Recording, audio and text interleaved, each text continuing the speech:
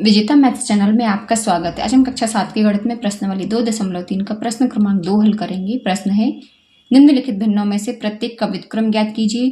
व्युत्क्रमों को उचित भिन्न, विषम भिन्न एवं पूर्ण संख्या के रूप में वर्गीकृत कीजिए। तो सबसे पहले तो हम समझ लेते हैं व्युत्क्रम, उचित भिन्न और विषम भिन्न क्या कहलाता है। व्युत्क्रम का अर्थ होता है उल्टा।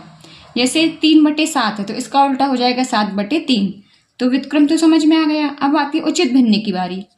तो मान लीजिए किसी बच्चे के पास 10 टॉफी हैं। अब उससे किसी ने 3 टॉफी मांगी तो हम इसको क्या लिखेंगे, 3/10। तो ये काम उचित है, बच्चा कर सकता है, तो ये कहलाएगी उचित भिन्न। यानी कि जब अंश छोटा और हर बड़ा है तो उचित भिन्न। फिर मिश्रित भिन्न, विषम भिन्न। तो यदि किसी बच्चे के पास 10 टॉफी हैं और किसी ने उससे 13 टॉफी मांग ली तो हम इसको क्या लिखेंगे, 13/10। लेकिन जब बच्चे के पास 10 टॉफी हैं तो वो 13 दे कैसे सकता है, तो ये कहलाएगी हमारी विषम भिन्न। कि जब अंश बड़ा है और हर छोटा है तो वो कहलाती है विषम भिन्न। और विषम भिन्न को ही हम मिश्रित भिन्न के रूप में भी लिख सकते हैं। तो अब हम इसका प्रश्न क्रमांक 1 करते हैं हल। ये है 3/7। तो इसका सबसे पहले तो हम लिखेंगे व्युत्क्रम। ये हो जाएगा 7/3। अब ये कौन सी भिन्न कहलाई हमारी, अंश बड़ा है हर छोटा है, तो ये कहलाई हमारी विषम भिन्न। बस आप एग्जाम्पल याद रखिए कि किसी के पास कम चीज है तो वो ज्यादा चीज कैसे दे सकता है, तो ये कहलाती है विषम भिन्न। फिर है 5/8। तो इसका व्युत्क्रम हमारा हो जाएगा 8/5।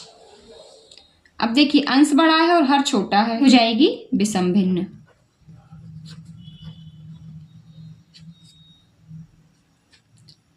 फिर इसके बाद 9/7। तो इसका जो व्युत्क्रम है वो हो जाएगा 7/9। अब जिसका आंसर है, देखिए 7 छोटा है 9 बड़ा है तो ये बहुत ही आसान काम है कि जब बच्चे के पास 9 टॉफी है तो वो 7 आसानी से दे सकता है, तो ये काम उचित है, तो ये हो जाएगी उचित भिन्न। फिर है 6/5। तो इसका व्युत्क्रम तो हो जाएगा 5/6। और ये कौन सी भिन्न में आएगा कि 6 वस्तुएं हैं किसी व्यक्ति के पास और उसमें से वो 5 आसानी से दे सकता है, तो ये काम उचित होगा, इसलिए कहलाएगी उचित भिन्न। फिर इसके बाद है 12/7। तो इसका जो व्युत्क्रम है वो हो जाएगा 7/12। अब ज्यादा चीज है, उसमें से कम चीज आसानी से दी जा सकती है, तो ये हो जाएगी उचित भिन्न।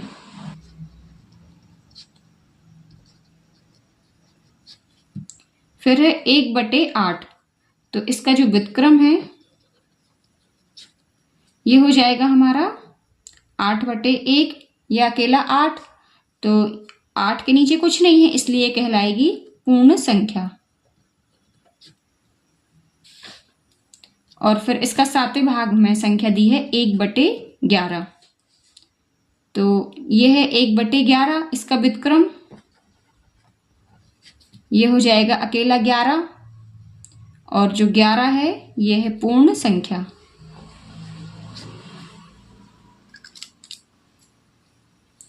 तो ये प्रश्न है तो बहुत आसान, पर बच्चे उचित भिन्न में और विषम भिन्न में बहुत ज्यादा कंफ्यूज रहते हैं, तो इसको थोड़ा सा समझ लीजिए आप। इसको आप उदाहरण के माध्यम से समझिए कि आपके पास इतनी चीज है तो आप उससे ज्यादा कैसे दे सकते हैं। तो जब ज्यादा देने की बारी आती है तो वो उल्टी परिस्थिति हो जाती है, अर्थात विषम परिस्थिति हो जाती है,